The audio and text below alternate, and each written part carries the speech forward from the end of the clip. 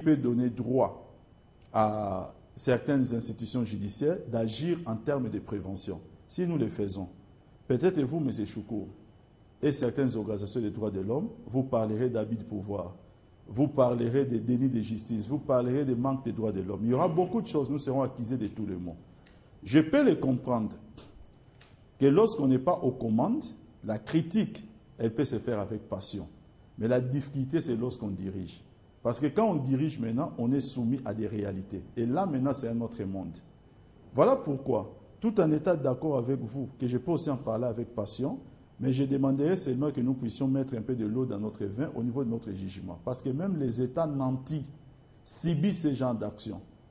Maintenant, la particularité ou la force que nous devons bâtir, c'est une fois une telle action menée, quelle devait être notre force de réactivité. Les États-Unis ont réagi. La France réagit. Nous avons aussi réagi. En réagissant, nous franchissons un pas et ça nous donne le droit, ou même ça nous donne la possibilité de connaître avec précision l'axe de la menace. Vous avez réagi justement à ce qu'il a déploré tout à l'heure, le mécanisme sécuritaire. C'est tout à fait normal. Mais la grande question sur la table aujourd'hui, sur toutes les lèvres, Mokungubila Paul Joseph est-il seul? S'il n'est pas seul, qui serait derrière lui? Pour quelle finalité? Alors que Joseph Kabila est en train d'expédier son mandat, lui donné par le peuple, alors que les institutions fonctionnent. Alors, est-ce que le peuple congolais a encore besoin d'un libérateur à la Kalachnikov, quel que soit son statut spirituel?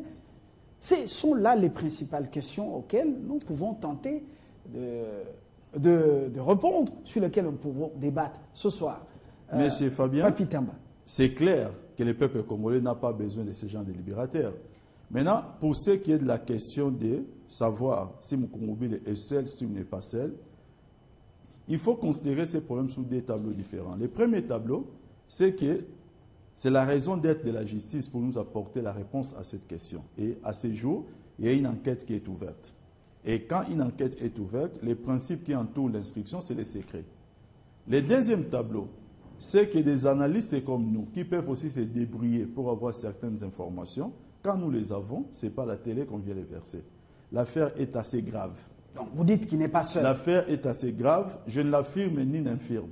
Je dis seulement que l'affaire est assez grave. Il ne faudrait pas que s'il n'est pas seul, que ses complices, s'ils existent, bien entendu, qui se disent déjà que c'est le moment de prendre des précautions, parce qu'à la télé, on l'a déjà dit qu'il n'était pas seul. Très bien. Nous jouons la carte de la prudence. On équilibre un peu le débat. Alors, Franklin Tiamala, on déplore l'absence de l'homme de la société civile, Norbert Yamba, qui devait être avec nous. Malheureusement, aucun signe de vie. Franklin Tiamala. Je voudrais associer ma voix à celle de mes co-débatteurs pour exprimer quelques soucis. Voyez-vous, il n'existe pas dans le monde des sociétés ou des pays avec un taux de criminalité zéro. Ça n'existe pas. Il y a simplement des États qui se battent pour réduire le taux de fréquence de la criminalité. Maintenant, nous avons le droit de déplorer ce genre d'événements chez nous, mais interrogeons-nous en positivant les choses.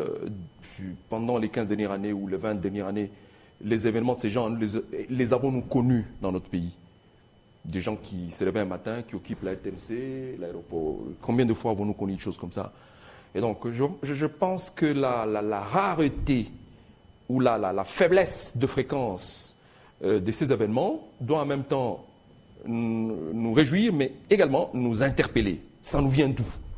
Bon, voilà. Maintenant, vous savez, nous sommes également un pays où, par rapport à la préoccupation de M. Christian, un pays où la Constitution garantit la liberté d'association, la liberté des cultes. Tant que ça n'a pas heurté l'ordre public, les cultes et les associations, ça peut foisonner comme ça foisonne, ça ne pose aucun problème.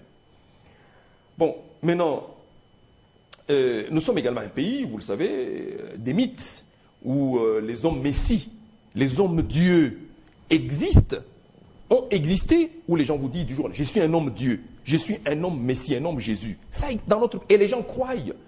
Mais qu'il y ait du jour au lendemain des hommes Dieu comme Mukumbila qui fabriquent des fanatiques, qui les suivent à la lettre, ça ne peut pas étonner. Vous voyez, les pouvoirs publics doivent dorénavant faire attention sur des phénomènes de ces gens pour commencer effectivement à trouver les moyens de pouvoir les étouffer dans l'œuf. Il y a dans ces pays, ça n'a pas commencé aujourd'hui, des gens qui se sont proclamés Jésus et qui ont été suivis. Des gens qui se proclament Dieu, qui sont suivis. Mais Oui. le ministre de la communication des médias, Lambert Mende, dans le point de presse, le tout récent, il a dit que parmi les assaillants arrêtés, il y en a pour la plupart des récidivistes. Alors, récidivistes convertis à la religion de Paul Joseph Mukungubila, récidivistes, comment expliquer ça? Je voudrais laisser les ministres qui a lâché ces choses, qui est porte-parole du gouvernement par ailleurs, qui en connaît effectivement les fondements. Je lui laisse la latitude de nous livrer ce qu'il y a au fond. Moi, je note, en ce qui me concerne, par rapport à l'apparent, à ce qui s'est offert sous nos yeux, parce que Mukumbila a revendiqué la chose. Ceux qui ont agi se sont réclamés comme agissant de sa part. Et ceux qui connaissent l'homme savent que c'est un homme qui, depuis un certain temps, a perdu une certaine lucidité. Et il déclare avoir reçu la mission de la part de Dieu de diriger le pays demain. Il y a un autre qui, il y a une semaine, a fait sa conférence de presse, toujours à ma campagne, disant que lui a reçu la mission de diriger toute l'Afrique centrale et qu'il demandait à tous les chefs d'État de l'Afrique centrale de venir lui remettre le pouvoir. Il a cité ces chefs d'État. Ça s'est passé ici. Vous voyez? Et donc, que des gens comme ça existent. Cet homme-là, je dis, les hommes qui sont suivis dans notre pays. Il y a eu par le passé des gens qui ont prédit des tremblements de terre dans cette ville et qui ont été écoutés. Les gens sont restés chez eux en disant, tel a dit qu'il y aura tremblement de terre, demain je reste. Sans pour autant être des géologues, ils ont prédit politiquement et les gens ont écouté. Nous sommes ce pays-là, un pays dans lequel les gens croient fermement au mythe. Alors maintenant, est-ce que le pouvoir public doit laisser faire des débiles, des gens qui versent dans la débilité de cette manière-là et qui sont des natures à heurter l'ordre public? Je dis non, il faudrait mettre en place des mécanismes qui nous permettent de gérer, de prévenir les conséquences qui peuvent résulter des actes irréfléchis des gens de ces gens-là. Voilà. Monsieur Choukouro, les religions commencent à devenir très dangereuses. Je ne parle pas du message du royaume, de Jésus, mais je parle des religions. Ce qui se passe en Centrafrique, entre les musulmans et les soi-disant chrétiens, ce qui se passe également au Soudan du Sud, et puis ce que nous venons de vivre, à la lumière de toutes ces réalités, les religions commencent à devenir dangereuses, même pour notre vie tout entière. L'aventure de monsieur le prophète Mukungubila n'a rien à voir avec ce qui se fait en Centrafrique et ailleurs. Non, ça n'a rien à voir. C'est une façon d'évoquer. Ce qui se passe chez nous, je dis les religions. C'est au fait un laisser-aller qui s'est installé à mode de vie. Et l'autorité assiste impénitent à ces aventures. La loi n'est plus respectée parce que ceux qui sont censés faire respecter cette loi-là s'occupent d'autre chose. J'ai même appris que le fameux prophète, parmi ces femmes, il y a des mineurs. Mais Diomi est en prison pour viol sur mineur. Pourquoi les types ne pas avec Diomi à Makala? Vous voyez un peu, ce genre de choses ne favorisent pas au fait l'État comme nation. Ça ne favorise pas cela. Pourquoi à certaines, il faut faire appliquer la loi et à d'autres, non? Pourquoi se laisser aller? à d'autres. Donc, vous voyez, avec cet état de choses, on ne doit qu'assister à ce genre d'aventure. Sincèrement. Papi Tamba, est-ce que c'est une interpellation? Pourquoi a-t-on laissé Paul-Joseph Mukungubila véhiculer ce message qu'il appelait Évangile de libération? Pourquoi on l'a laissé s'en prendre aux institutions de la République? Dans son discours, vous avez parlé des lettres adressées aux autorités compétentes qui seraient sur une des tables dans des bureaux. La question qu'il pose vous interpelle-t-elle? Bon, écoutez, il y a des choses que je peux dire par rapport à ça. A-t-on minimisé? Non, on n'a rien minimisé du tout. C'est ce que j'essaye de dire. Mais je vais d'abord répondre rapidement à sa préoccupation. Lorsque Mukungubila a une mineure comme femme qui a 17 ans, maintenant il faut regarder l'aspect consentement. À partir de 16 ans, la loi est claire que le mineur devient émancipé et que s'il y a consentement, à l'absence des cas maintenant de violence, en l'absence des cas de forcing, si vous permettez l'expression, on ne peut pas parler d'infraction. Ce qui n'est pas le cas pour Diomi. N'invitez pas sur la table des matières qui n'ont que faire dans les débats que nous faisons, qui est assez grave. Diomi, non pas seulement que Diomi a violé des gens qui n'étaient pas consentantes, qui ont porté plainte, mais aussi Diomi a cherché à dissimuler son infraction par une aventure. Vous connaissez bien entendu cet épisode-là. Donc n'essayons pas de comparer les faits pour que nous puissions réveiller maintenant, mettre sur la table. Vous avez à parler, M. Choukourou. Attendez, à chaque fois qu'il est convoqué à un tribunal ou c'est une audience publique, il continue l'acte de la dissimulation pour ne pas se présenter. Ne vous faites pas avocat de Dieu, mais ça serait jouer un mauvais rôle d'être un avocat de quelqu'un qui viole les mineurs. Donc là, je ferme un peu cette parenthèse pour que nous ne puissions pas faire un mélange des genres. Nous parlons des choses qui touchent la sécurité du pays, des choses qui sont assez graves par rapport à ce que Mukungubila a essayé de commettre. Comment est-ce qu'il a fait? Il a procédé à un lavage des cerveaux. Non seulement ça, le pouvoir magico-spirituel avec l'usage du bâton, comme ça s'est passé au Bas-Congo à l'époque de Bundu Diakongo. Non, mais je pense que mon ami Franck Chamala vient de l'expliquer. Il vient de l'expliquer que nous sommes une société où des gens croient à tout et n'importe quoi, et ça laisse libre cours aux prédicateurs fourre-tout. Parce que la preuve, c'est quoi? C'est que malheureusement, nous les déplorons, nous les regrettons. Et les rôles de l'État, c'est quoi? Ces gens sont morts. Les rôles de l'État. Les gens... M. Choukou, voulez-vous prendre la place, M. Fabien? Posez-moi des questions, je vous bon, en fait, il a posé quand même une question. Parce que je ne peux pas accepter que vous parlez comme si vous étiez à l'église. Je dois dire amen à tout ce que vous dites, même si c'est fort. Mais je ne l'ai pas dit parce que vous aurez le temps de réagir.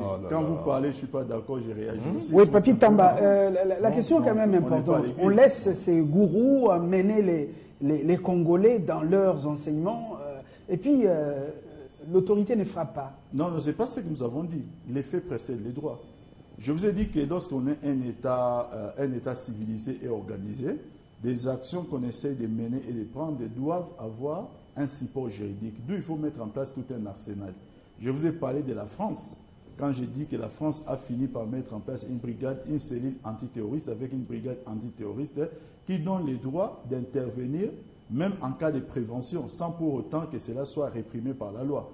C'est ce que je suis en train de vous dire, que les faits précédant les droits. Maintenant, c'est la charge incombe à nos députés qui ont la charge législative d'entourer tout cela par une foire des lois, qui est cette foire des lois maintenant qui doit essayer maintenant de permettre l'action de l'État, bien entendu qui sera l'action régalienne, mais que l'action de l'État puisse au moins avoir droit de citer. Sinon, après, nous risquerons d'être accusés comme étant un État voyou.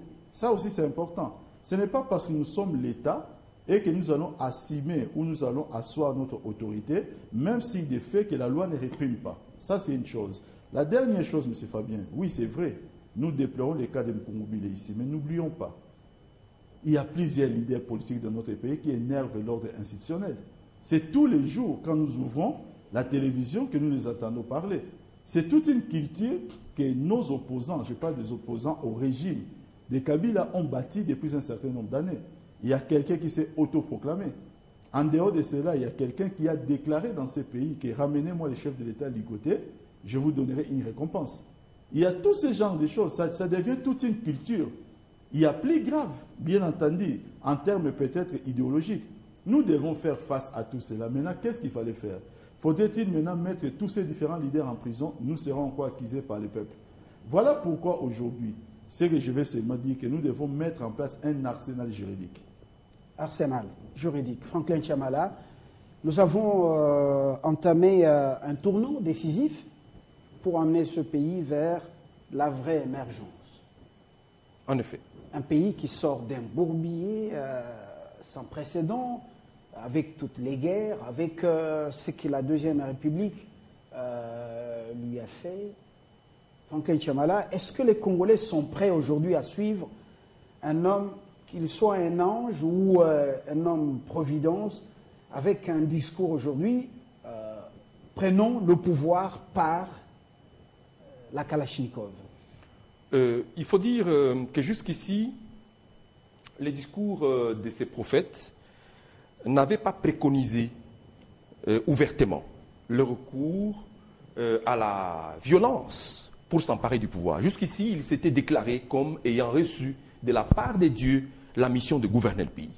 Mais il a échoué. Voilà. En 2006, à la présidentielle. Je ne pense pas qu'il ait obtenu même 2%. Pas du tout, pas du tout. Et je pense qu'il y a des fidèles de son Église qui n'ont même pas donné du suffrage à cet homme. Il y en a. Alors, mais que du jour au lendemain, nous puissions nous réveiller avec des gens ambitieux au point d'aller occuper la RTNC, tenter d'occuper l'aéroport de Njili, tenter d'occuper le quartier général de l'armée, tenter d'aller occuper l'aéroport, en fait, les camps militaires qui bordent l'aéroport de Kindu, tenter de faire la même chose au Katanga. Je pense qu'il s'est agi là d'une folie des grandeurs. Une folie des grandeurs. Et la réaction qui a suivi était à la mesure, effectivement, de la folie qui était en face. Avec un bilan très lourd. Effectivement, et évidemment, et vous savez, lorsque les forces armées ou les forces de sécurité s'aperçoivent que vous les approchez armés, n'attendez pas que l'on vienne vous embrasser à la bouche. Non, les forces de sécurité ne sont pas là pour embrasser les gens. Ils sont là, effectivement, pour, de temps en temps, réprimer les actes de folie. Et c'est ce qui s'est fait. Maintenant, voyez-vous, mon frère Papi Tamba nous a dit... Lorsqu'on ne se rend pas. On ne se rend pas. Exactement. Mais lorsque nous sommes dans un pays où chacun a son interprétation du contenu de la démocratie, et pour les uns, c'est vrai, c'est la liberté de culte, la liberté d'association, la liberté sans limite. Et bon, alors, vous êtes dans une société comme celle-là, n'oubliez pas que nous sommes une démocratie en construction. Tout est en construction chez nous. Nous sommes en train de nous édifier un modèle démocratique. Les chefs de l'État nous proposent une démocratie consensuelle, ça veut dire une démocratie qui sort de la démocratie classique.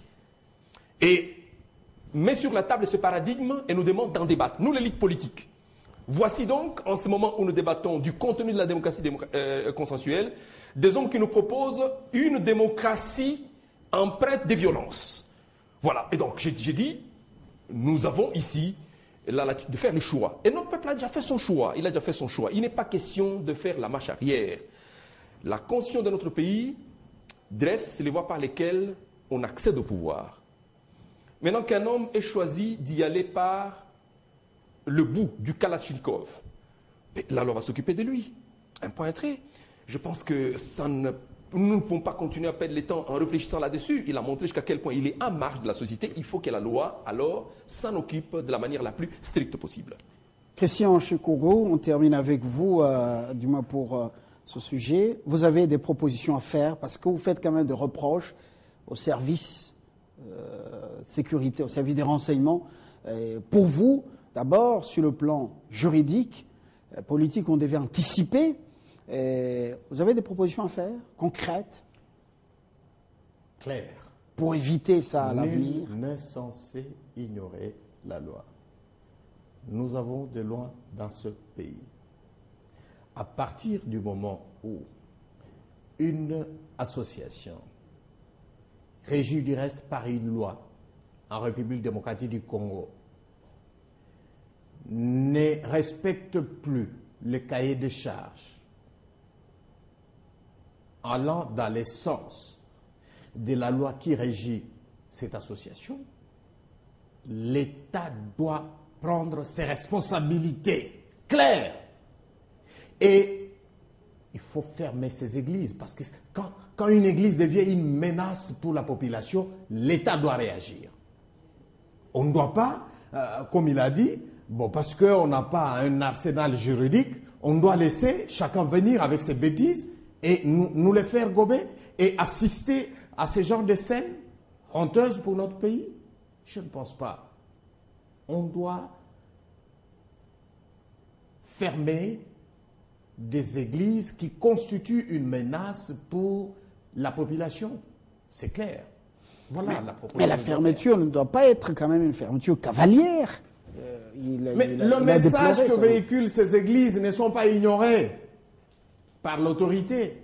Et même si c'est ignoré, nous avons des services pour renseigner l'État sur le message véhiculé par ces aspects. Et l'État doit prendre des décisions courageuses. C'est pour ça aussi qu'il est là. Mais la décision a été prise au Katanga. La soi-disant secte de Paul Joseph Mukungubile est fermée. Vous êtes au courant? C'est une mesure que je salue ici. Mais il ne faut pas que ça s'arrête là. Il faut qu'on ratisse. Il faut qu'on ferme d'autres églises du genre pour éviter ce que nous avions vécu les 30 décembre dans la ville de Kinshasa et même sur d'autres coins de la République.